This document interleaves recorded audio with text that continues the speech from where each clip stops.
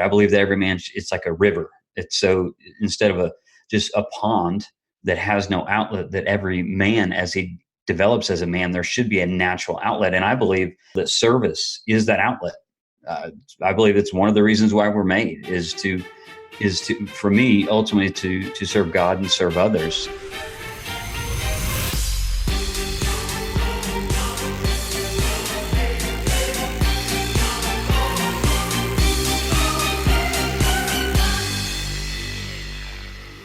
Welcome back to the show where we are exploring actionable ways to restructure our mindset and compound common actions into remarkable results.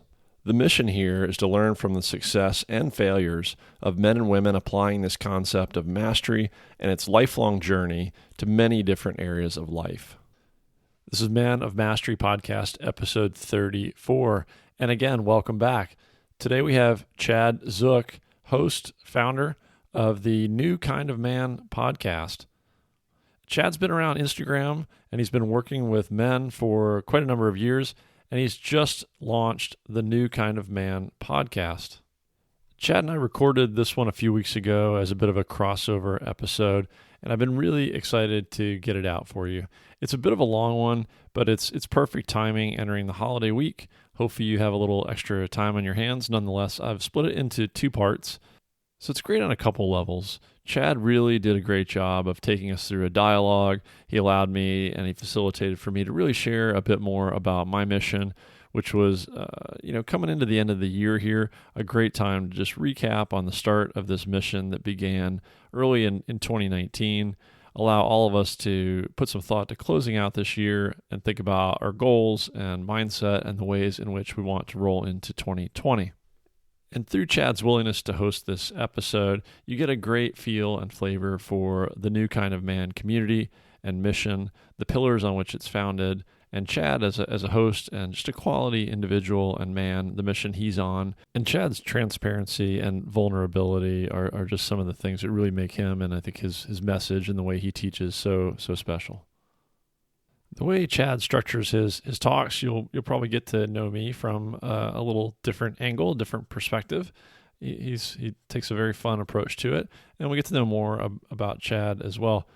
If I had to pick my favorite thing or my biggest takeaway from this part of the discussion with Chad, it probably goes back to his four pillars of what he does in intellectual growth, emotional, spiritual, and relational. His four pillars, which are all about sacrifice and service ultimately. So in that spirit of probably mostly the emotional control area, predominantly, he shares loosely a quote that is, "Who a man is how he reacts when interrupted." Honestly, I had forgotten about that one between the time when Chad and I recorded and when we're airing this, and it was just great to hear that again, get that reminder.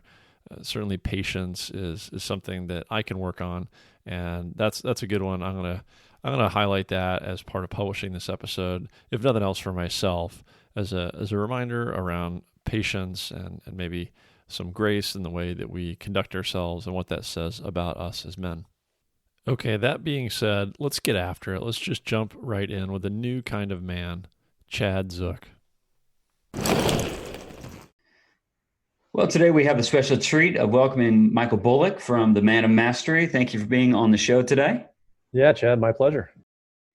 So you are the host of the podcast, The Man of Mastery, and also the curator of themanofmastery.com. And give us a little bit of the backstory. Everybody has a backstory. Everybody loves the details. So what's the backstory of the Man of Mastery? Yeah, no, I appreciate it, Chad. Thanks for the opportunity to share a bit of the story, and it's an honor to be part of the launch of your podcast, the New Man podcast, and excited to hear what's coming down the pike in your future. Thanks. For me, a lot of this is crafted around, if we have to put labels on things, I'm a father, I'm a husband, author, turned OCR Spartan race athlete, martial arts student of Krav Maga, and corporately, I've been a consultant for about 25 years, and I'm also a personal performance coach. I've been a lifelong student in general, and I've specialized in peak performance for really over 20 years. So when I launched Man of Mastery, what I wanted to do is create a virtual community, and I've founded this to run as a way to bring together high achieving men, sort of an Mm-hmm. exclusive peer group of guys who want to live in concert with their values, reject mediocrity, take action. Mm-hmm. The status quo is not good enough, right? So these are guys who are in continual pursuit of being better and better versions of themselves in whatever roles they may play, fathers, husbands. And the theme is we're willing to train and do hard things to be ready to serve, right? So all this is in service to families, friends, country, and ultimately the world. Mm-hmm. So one of the recurring themes I've got in doing this is growth through adversity. Mm-hmm. It's all about getting clear on your why, and training and taking action, and again doing it in service to your greater purpose. So what I'm doing each week, I air a podcast.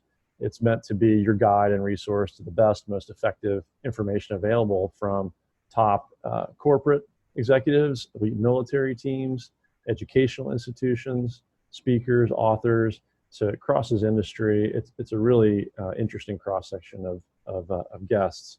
And then around that, I've built a private Facebook community for guys looking to take it to the next level.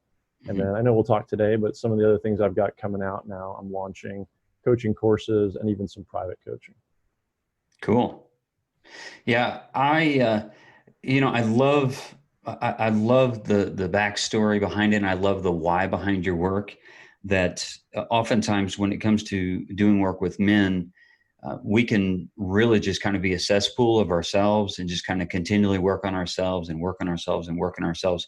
But there's no outlet. I believe that every man, it's like a river. It's so instead of just a pond that has no outlet, that every man, as he develops as a man, there should be a natural outlet. And I believe the same thing that you said, Michael, that service is that outlet.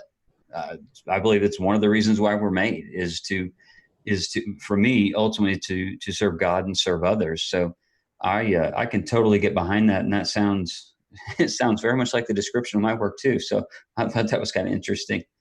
Yeah, So, that's why I was excited to get a chance to talk to you and also learn more about your endeavors. yeah. But I agree. You know, I truly have come to believe everybody has some unique talent and some unique purpose, and the most fulfilling thing we can do is uncover what that is and work in ways that apply that in service to those around us. Yeah, right on. Yeah, my work is centered around four different pillars, and what I say is in the work that I do around is about an intellectual growth, emotional growth, spiritual growth, and relational growth. So in these four areas, they become pillars of which allow a man to serve and to sacrifice for others and do the things that a man should do. So these four pillars that I have my work centered around, again, it crosses streams as well. So some of your guests, and I've listened to some of your podcasts. As a matter of fact, it's been really helpful for me listening to your podcast. And I was going to tell you this, I've actually, it's something as simple as hydrating in the morning. As part of my morning routine, the ritual Yeah. is I always hydrated with coffee, cups of coffee. And I was like, but it's actually dehydrating me. And before I have any coffee, I literally would drink about 16 ounces of water out of an Nalgene. I always have it sitting in my study right next to my chair just to make sure that it's there and ready for me. So, and you kind of spurred that. So, Oh, that's awesome. I yeah, you appreciate help. that. There's no greater compliment than, well, you know, one, knowing that people are tuning in, and more importantly, that it's all about being here to try to provide value. So when I hear stories about somebody, you know, taking away some little nugget they were able to apply and that helped them out, man, I love to hear that. Thank you.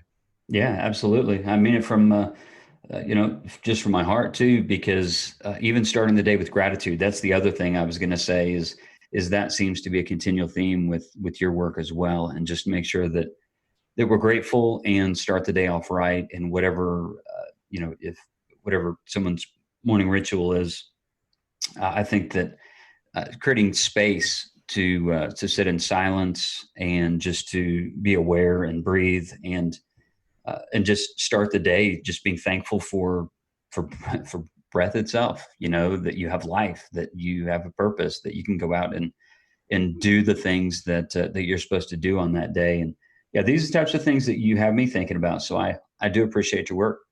No, I appreciate that, Chad. Thanks for saying it. And one other thing I'll say about the backstory is that I hope I never sound like, or I don't mean to come across as somebody who has it all figured out. Mm-hmm. In fact, I talk another recurring theme I talk a lot about is success as a product of failure. Yeah, Success as a journey, not a destination or point in time. And to be transparent, a lot of the things that I talk about on this show to try to help other guys with, it's because I was never very good at them. I mean, these are things that I'm learning pretty late in life, and that I wish I had picked up on earlier. So I love to try to share them with others, try to share them with my son, and try to share from maybe what I've learned in failure to apply a little differently in ways that can help us at whatever point in life we pick up on them. Yeah, it's that growth through adversity. I mean, even in that's actually part of my story too, and that's ultimately the reason why I'm doing all of this. I've been working with men, I don't know, for several years now, 16, 18 years, kind of off and on, and coaching, mentoring, whatever you want to call it. I don't really get hung up on titles. I just say I work with men. But for me, my journey began, and really the New Kind of Man movement, I would say it is spurred from being raised in a broken home. My mother left. I was raised by my dad, and it was just my dad, my brother, and I for a little while, and then he remarried, and feeling like I was displaced and didn't have what it took to be a man. And it was through a lot of work and healing on my part that actually allowed me then to see the world for what it is, and to be inspired to help other men.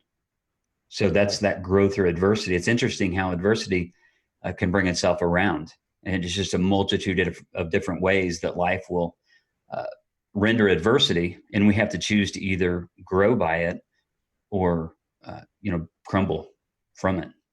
Yeah, for sure. I've had a few guests on who have some amazing stories of hardship, who talk about how the negative has equal and opposite positive reactions in our lives at some point, if we're open to seeing it and we embrace it. But yeah, man, kudos on your story and taking your background and applying it to help others. And, as far as the pillars, I know we'll get into some of this, at least for me.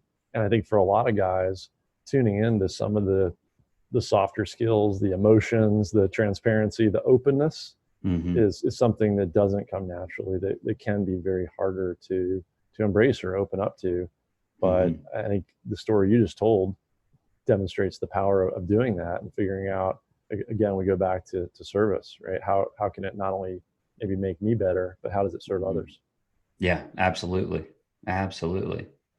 Well, I want us to kind of get rolling here into what I call the fast five, if we could. And I know that you're a fitness guy, so you're most likely very conscious of what you eat. But I know that every person has a little guilty pleasure food that they crave. What would be your guilty food pleasure?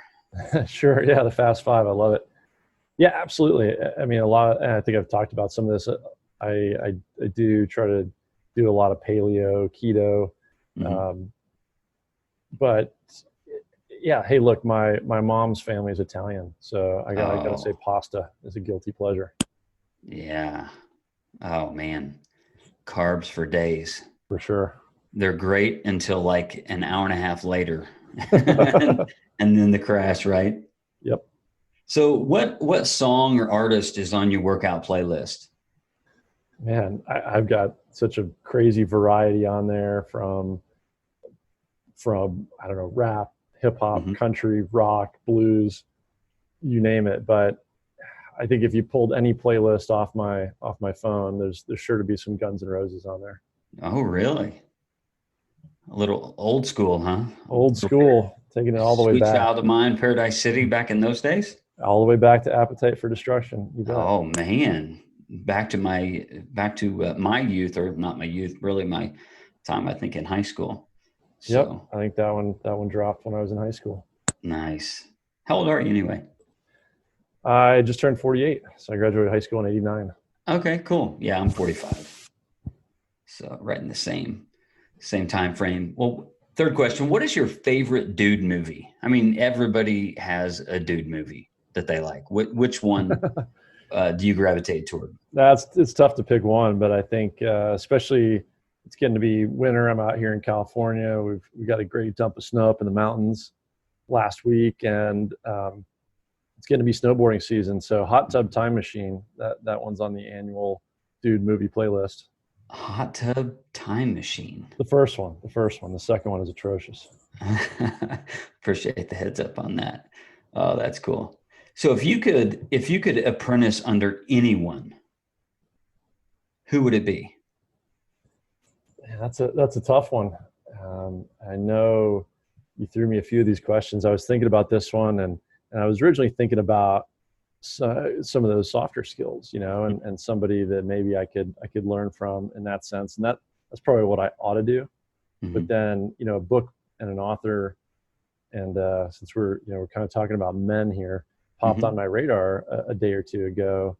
And I got to say, like, a guy that would be so cool to hang out with would be Ernest Hemingway.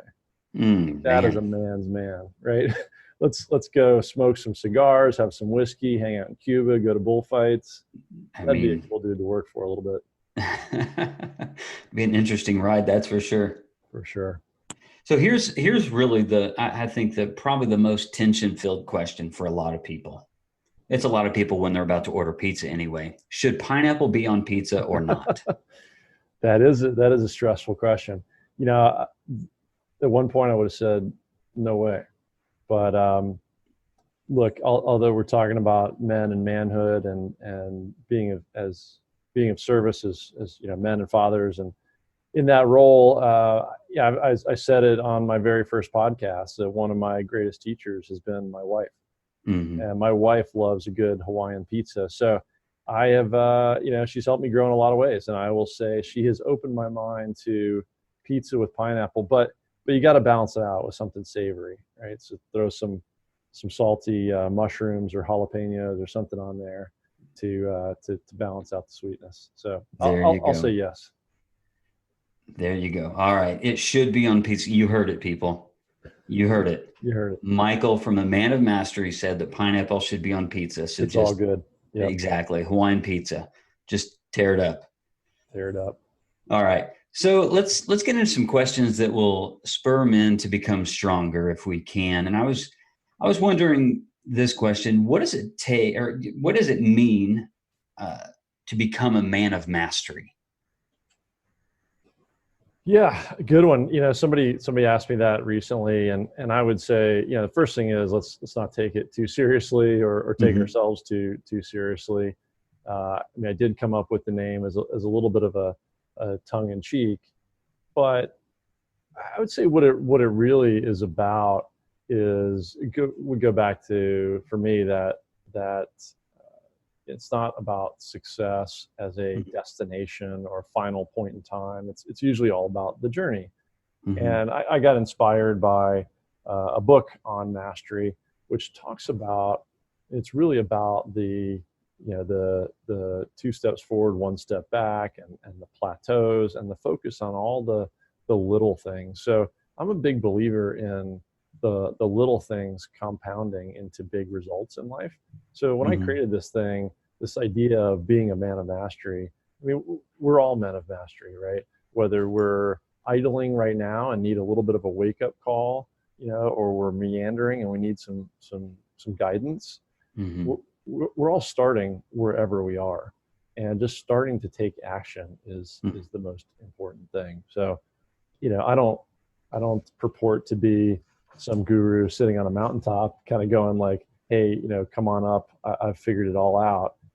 Maybe I'm a step ahead or a day ahead or a month ahead of you on the path, but we're all on the same path. And so I look at this as a way that, with what you're doing with your mission, what I'm doing, can bring guys together, and we can all share with each other. Mm-hmm. and learn from each other as we develop as men, as humans, again, as fathers, sons, husbands, in service to, again, that sort of greater purpose and what our unique value is to the world. Yeah, that's gold. Yeah, I wrestled with this actually. I believe that I've been connected with you through Instagram probably since I began a new kind of man on Instagram. And I was challenged with a man of mastery. And I just kind of, I've been wrestling with it, and I've come to terms with it, but I've just going back, and because I think people can get into extremes where no, it's just mastery, where I become the master of this thing. And then I think the logical conclusion that people draw is, well, I'm the master, I can relax now. Hmm. So I've mastered it. Right. So I've, now I'm the wise sage who never has to work on this again. And now I can sit in the ivory tower, so to speak, and everybody can come and sit at my feet or whatever. And I love how you explain that, because that's not it at all. No, not at Uh, all. And so I'd share a little anecdote if you haven't heard this particular episode that I recorded probably back in September with a guy named Greg Amundsen, mhm, who's a CrossFitter, and he's done a bunch of amazing stuff career-wise, and now he is in the seminary.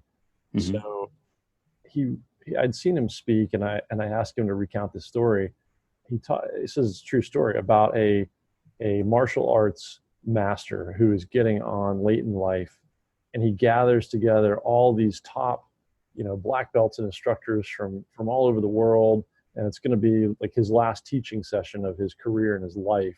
And so they're expecting him to impart some wisdom, right? Like, if anybody is a master, it is this guy.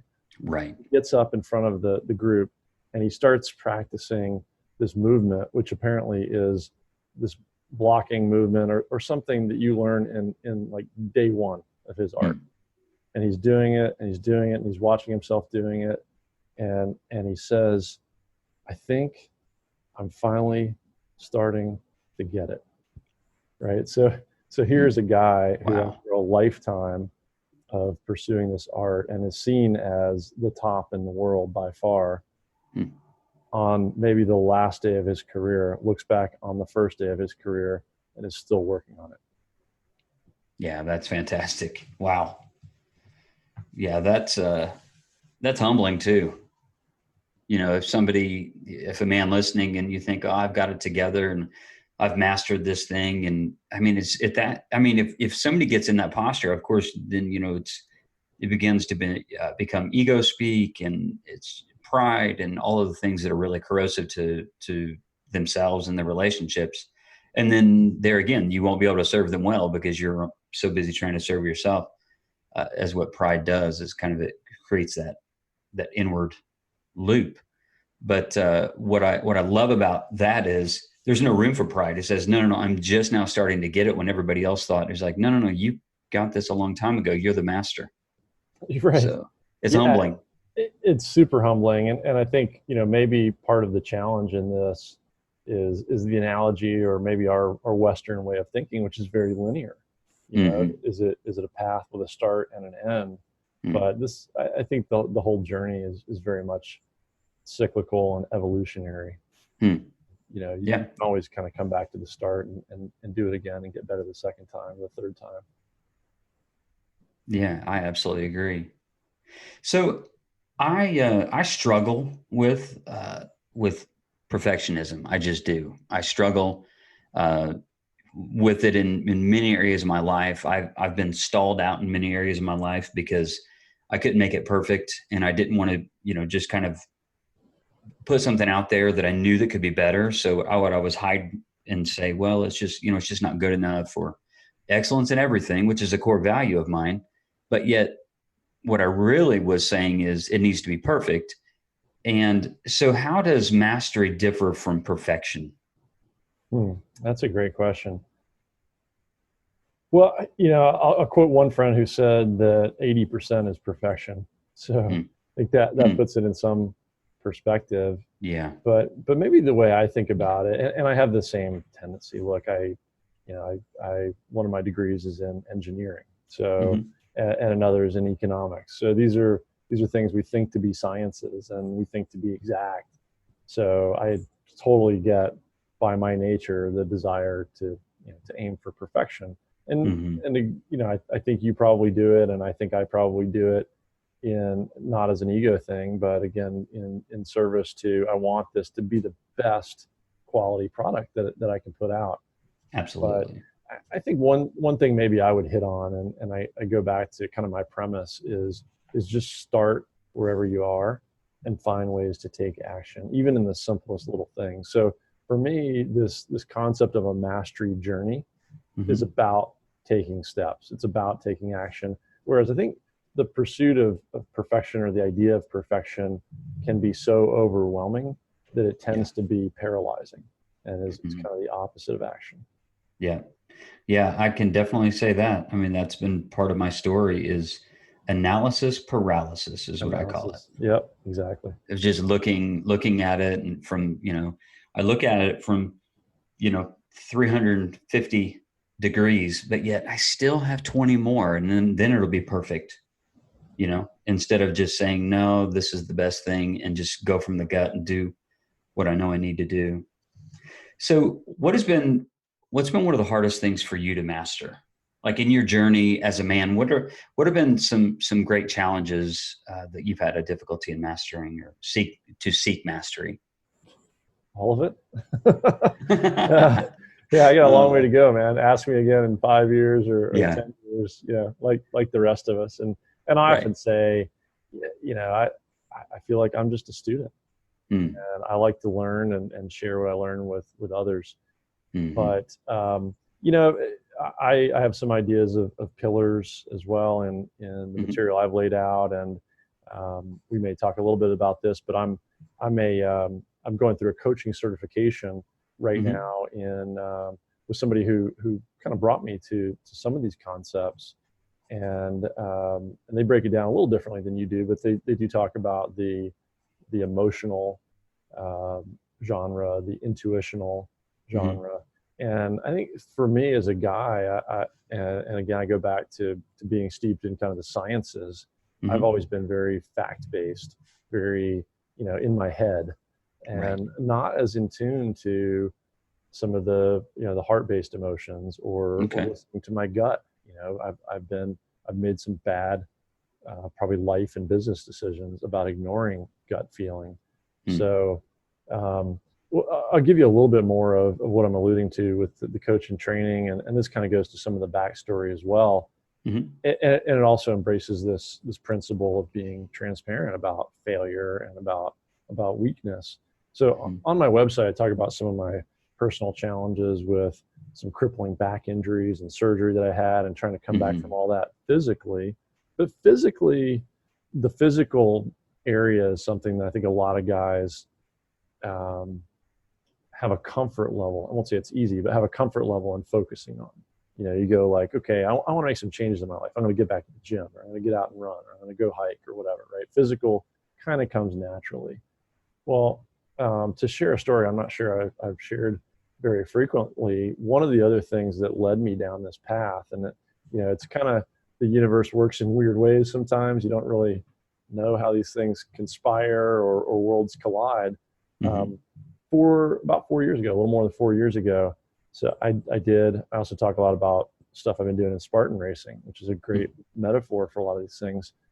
I did my first Spartan race. Some friends talked me into it. It was out here inland, a little north of San Diego. It's a very dry, dusty sort of area. So you're out there just, running around, for me, for a couple hours, sucking this, dust into your sinuses, your nose, your lungs. And the next day or the day after, I had to jump on a flight for work and fly across country. And it turned out it was going to be, I don't know, like a 3-hour flight in a little regional jet. I had no idea it was a regional jet, but I'm like 6'5". I don't do well on this tiny little seat on a tiny little plane, right? And I sat down. I've flown those planes a million times, but I sat down that particular day, the way I was feeling after that race, with my sinuses, lungs, everything the way they were feeling. I sat and I felt like I couldn't breathe. And I had, I don't know what the clinical term is, an anxiety attack. I don't know what, but I was that guy, like where I stood up and I was like, guys, open the door. I'm getting off this plane and I'm Oh getting my on goodness. this plane. And I went looking for, I felt weak. I felt broken. I felt like something was wrong with me. Like what just happened? And by the way, like if I have to travel for my livelihood, how's this going to go down? Yeah. And I think I just started Googling for, I don't know what, mental toughness or something. Hmm. And I found this guy here in San Diego who is a retired Naval SEAL commander, Mm-hmm. Mark Devine. Yep. And he has this book called Unbeatable Mind that I picked up. And it talks about, you call them pillars, I call them pillars, he calls them mountains, the five mountains, Mm-hmm. and what he calls the emotional mountain and the intuitional mountain. Those have been things that have taken me a lot of time to work on, and believe me, I think I'm just starting that journey towards understanding and better embracing and controlling my emotions, getting better in tune to my intuition, how to apply that in my life. So that was a long answer, but yeah, intuition and emotional control. Yeah. Yeah. I actually recently, I've never read The Unbeatable Mind, but I read The Way of the Seal and finished it, I don't know, a couple months ago. Really good book. I did see a lot of like crossovers from his work to mine. Mine is you know it is a Christian way of looking at it, where his becomes not Christian but spiritual in some ways. But yet I've adapted some of the same things that he's talked about. So I definitely see some value in his work and the perspective. I love the visualization part of things, and I believe you've talked about this in your podcast too. Just visualizing the goal instead of getting caught up in what you're doing and pursuing that. So yeah, he's had several different things that have been helpful for me. So I do appreciate that. I'm sure we'll probably get into maybe some more of that too, because I know that's a big part of where you're going through your coaching and stuff. So I'm interested to jump into some of that. Okay.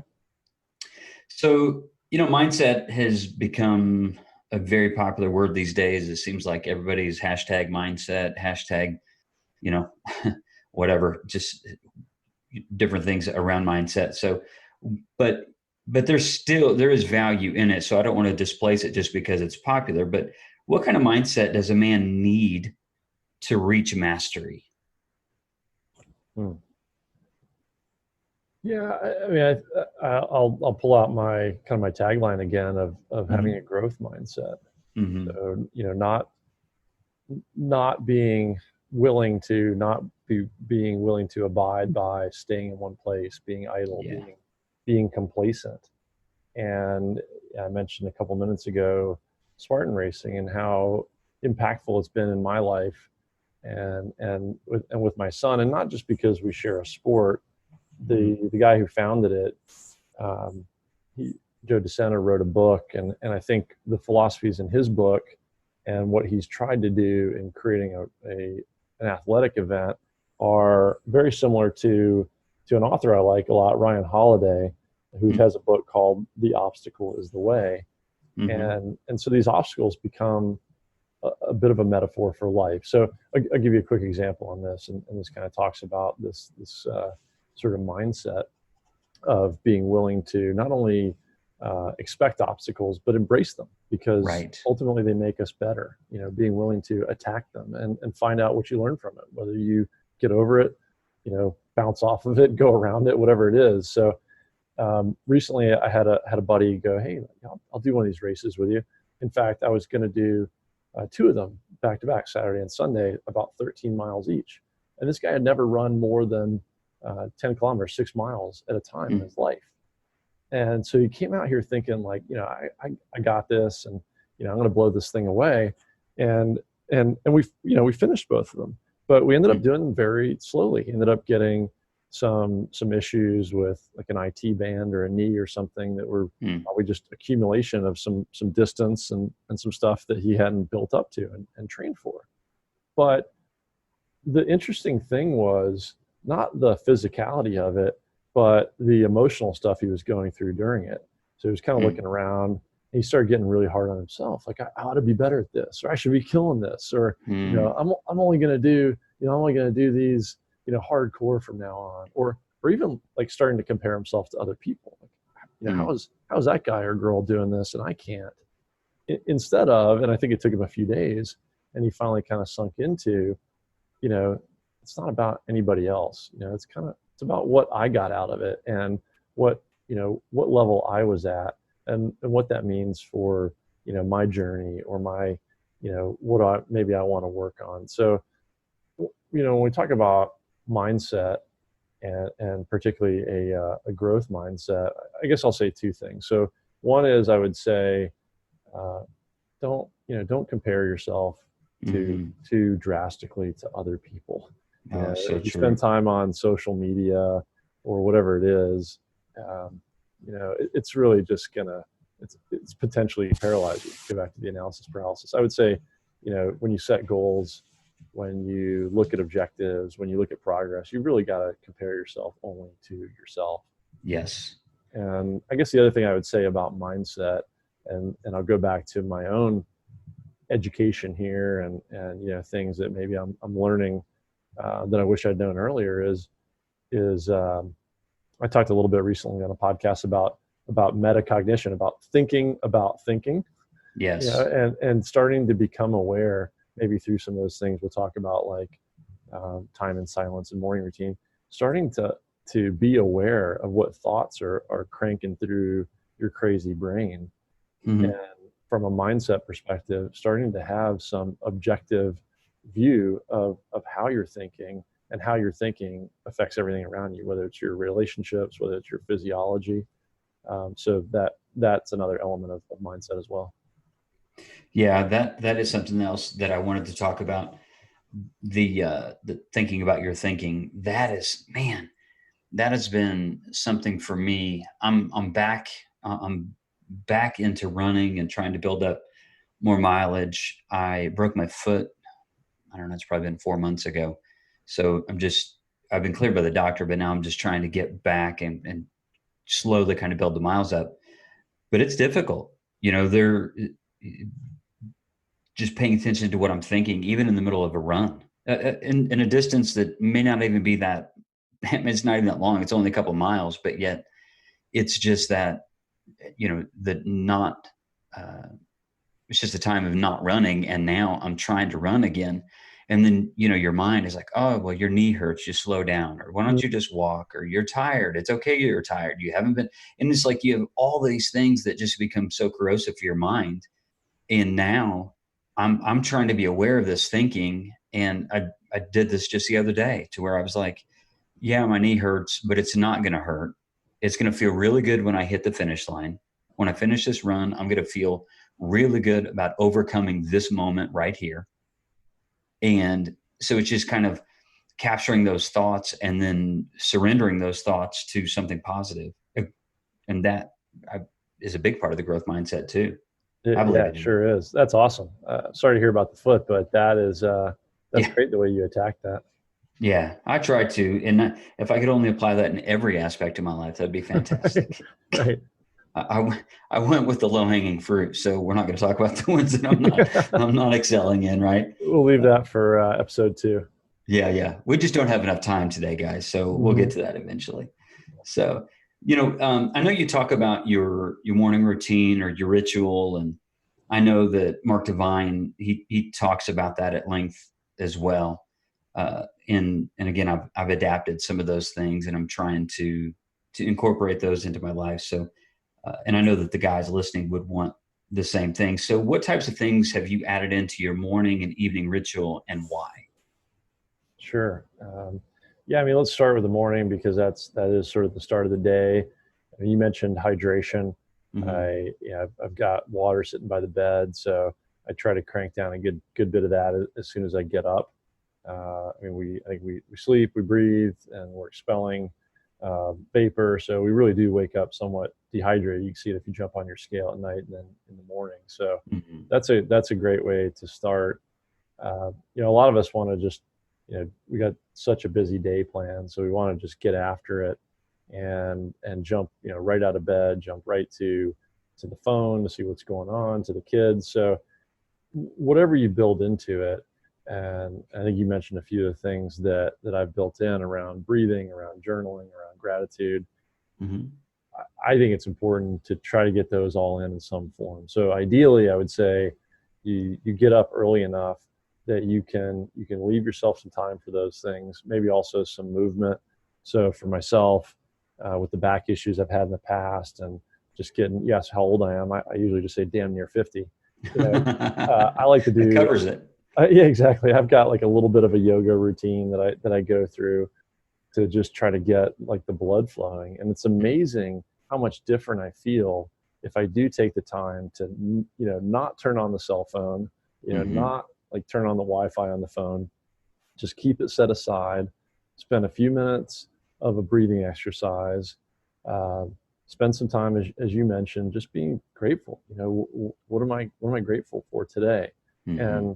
And what I try to ask myself, what's the one thing, or it might be one or two things that I absolutely need to do today that move the ball on my, my greater purpose, my greater mission.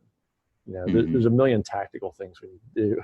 There's a million people wanting our time for something, but Right. what's one thing I can do today that even by a little bit, moves me forward to the bigger picture, and I Mm-hmm. try to start the day with that. And for me, it can collapse or it can expand. So this could be, if I have a lot of time, this could be anywhere from half an hour to an hour and a half. But Right. if it's ultra compressed, I'll do, the breathing might happen, in the shower or sitting in the bathroom, right? Mm-hmm. And the movement might be sort of, a minute or two instead of 20 or 25 minutes, Right. but just something consistently to try to get my head right going into the day. And yeah, there are days where I miss it, I skip it, Mm-hmm. but being aware of it now, I realize like how big of a difference it makes. And then just the couple of things I would add to that is, you know, whether you get it done or not, you still use those same tools during the day. So, Yes. if we talk more about things like a calming breathing exercise, and that being, your guidepost in the storm type of thing. Mm-hmm. If you're getting pissed off in traffic, or you get upset with somebody at work, or you're just stressed out going into a phone call, or you're anxious about something, you can go back to those things during the day, or knock out a couple push-ups or something. Just bring either the body or the mind back to those places intraday. Mm-hmm. Is a super powerful practice. And then the evening routine is really just kind of the bookend to quiet the mind before you go to bed. So I think a lot of people have that experience of either having trouble falling asleep, or you fall asleep but you don't feel like you are. Your mind is racing about the things you need Yes. to do, or you wake up thinking about those things. So if you do spend some time, where you've gotten off the TV screen, the phone screens or whatever, and give your body a chance to wind down, maybe read, maybe journal, Mm-hmm. do maybe some gratitude practice at night. Ideally, if you can do those things and you can write down a bit of what your plan is for tomorrow, I feel like getting that on paper allows my mind to let go of it, and just let me relax for the night. But at a minimum, what I'll say is, so I'm a lot better at the morning routine than I am Yeah. at the evening routine. Um, but the one thing that I try to keep in mind about my evening routine is that it sets up my morning routine. So Yeah. even if I just get to bed on time, then I'm teed up to get up early and attack tomorrow morning. Whereas, if I fall into the Netflix couch lock trap and I'm up till midnight watching Right. some crap series, then it has nothing to do with the routine. I just, I failed on the bedtime, and my morning routine is going to You had suffer. to you had to finish that season, man. I totally understand. Every time. It's probably the second time I watched it. Yeah, I was actually going to talk to you about the midday thing as well. I found it very helpful. Even if that you're going to have, whether it's a meeting or whether it's you're going to walk into something that that could be full of energy, or you're maybe just a little bit of it's difficult conversation, or just sensing and feeling some anxiety. It's good to just leave yourself enough margin before you go into the space to sit and to breathe, fill your body with oxygen. It's gonna wake up to the rest of you. You can calm your emotions. The anxiety has a way of going away. For me, I'll sit and I'll breathe, and then the breathing actually allows me just the ability to open up in prayer is what it does for me, rather than just shotgunning it.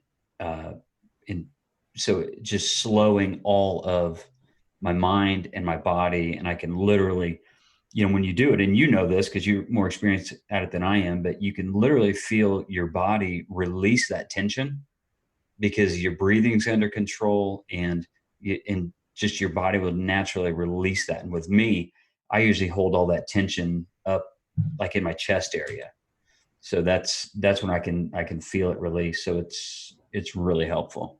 Yeah, I'm right there with you. I think I carry a lot in my back. Maybe that's where my back issues come from. I think a lot of guys probably do, but it's a real thing. I don't know if I Yeah. believed it before, but I'm a believer now. It really can have not only a calming, mental effect, but it's got a physical release as well. And Mm. and just since you mentioned it on the spiritual side of things, we're talking Mhm. about morning, evening rituals. I talk about things like gratitude. Mhm. For me, it might be forming some certain questions around gratitude, maybe even journaling it. But for other people, that same practice is embodied in prayer. I was talking to Right. Patrick Antonucci about that in his podcast. So Mhm. it takes different shapes, but I think the point is to kind of get your head right at the start and the end of each day, and it makes for a pretty powerful practice. Yeah. Yeah, absolutely.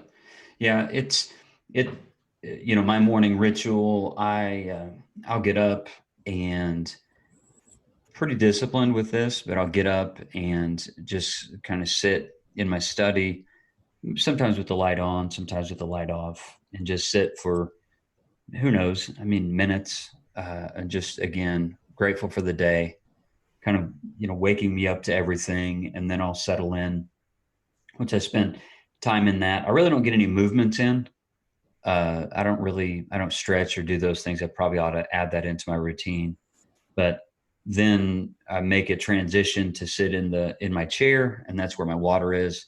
So I'll, just kind of slow mo the whole thing, drink some water. Uh, Coffee's already made, so that's one of my incentives to get up. Is I can smell the coffee going through, uh, brewing, so it smells through the house, Nice. just as a little internal motivator for me. Yeah. And so I can go in and I can get some coffee, uh, and just kind of sit in my chair, drink my water, do that, maybe spend some more time in prayer, uh, go through a devotion or something, maybe on an app or something in the Bible itself, and just kind of take that time and then roll into everything else I'm going to do throughout the day. And then my evening ritual, I don't really have one. Uh, there are times where I will do some form of the Ignatian prayer, which I'm not going to go into the details of that, uh, but sometimes I'll do that in the evening, or my wife and I will pray.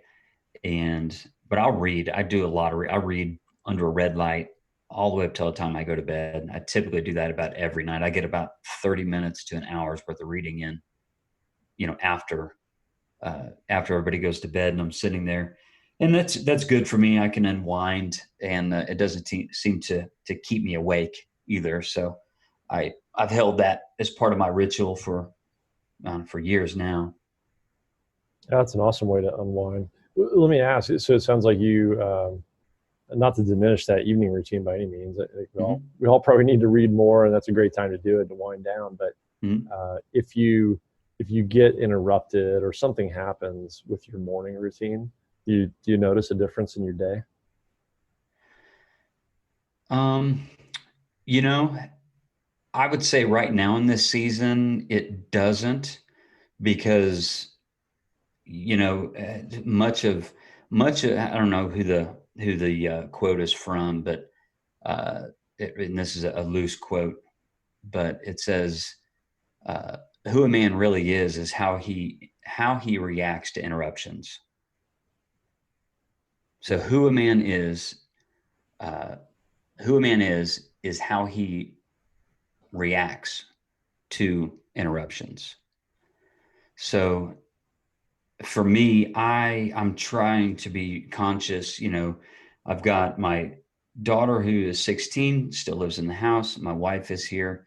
They live here.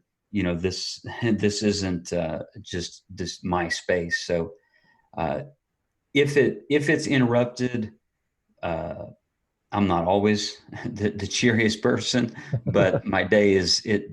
I do have some allowances for those types of things, and realizing that I'm not the only one here. So I, it's my routine, but everybody else has a routine too. So sometimes my routine has to revolve around what the family routine is. Nice. That's great perspective and a great reminder.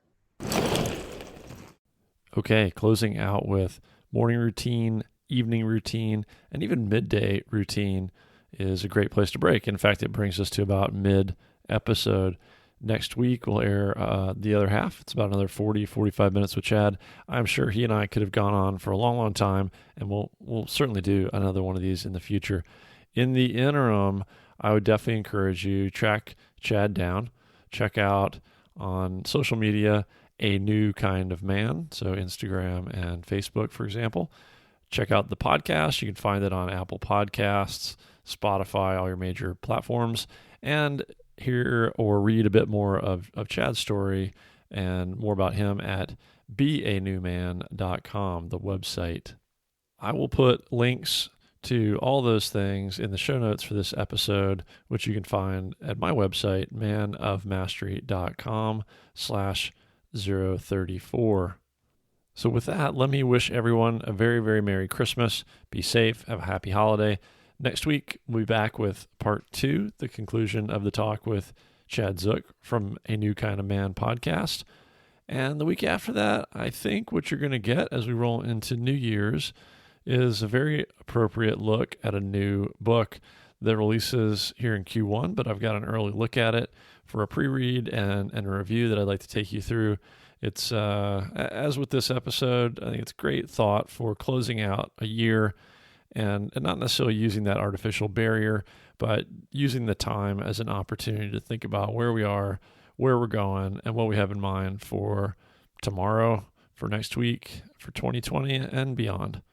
All right, guys, thanks again for being here. I just super appreciate it. I really appreciate your time and your interest. Hopefully you're learning from this. And if you are and you enjoy it, the greatest gift that you could give is really to refer somebody else. So if you think this information would be helpful, valuable, interesting, then pass it along. Give it to a buddy. I'd love to hear from them, hear from you, how it's made an impact, how it's helping you, maybe the nuggets you've taken away, and the things you'd like to hear more about. All right, so with that, again, Merry Christmas, and we'll see you next week.